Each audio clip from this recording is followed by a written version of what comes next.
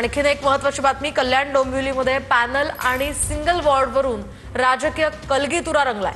Panel पद्धतीच्या निवडणुकीवरून शिंदे ठाकरे गटामध्ये जुंपली आहे। एका पालिकेत पॅनल आणि दुसऱ्या सिंगल वॉर्ड हे लोकशाहीला घातक असल्याची भूमिका ठाकरेंच्या शिवसेनेनं घेतली आहे। तर सिंगल असो वा पॅनल, शिवसेना महायुती लढायला तयार आहे असा पलटवार शिवसेनेनं केलाय। निवडून येऊ शकत नाही म्हणून विरोधकांकडून हे आरोप केले जात असल्याचं सुद्धा शिंदेंच्या शिवसेनेनं म्हटलंय।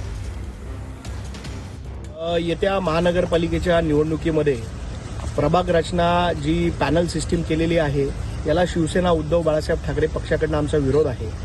कारण एका महापालिकेमध्ये पॅनल सिस्टीमच्या माध्यमातून निवडणूक होते तर दुसऱ्या महापालिकेमध्ये सिंगल वॉर्ड रचनेनुसार निवडणूक होते। या दोन दोन प्रकारच्या निवडणुका घेणं योग्य नाही आणि लोकशाहीला घातक आहे।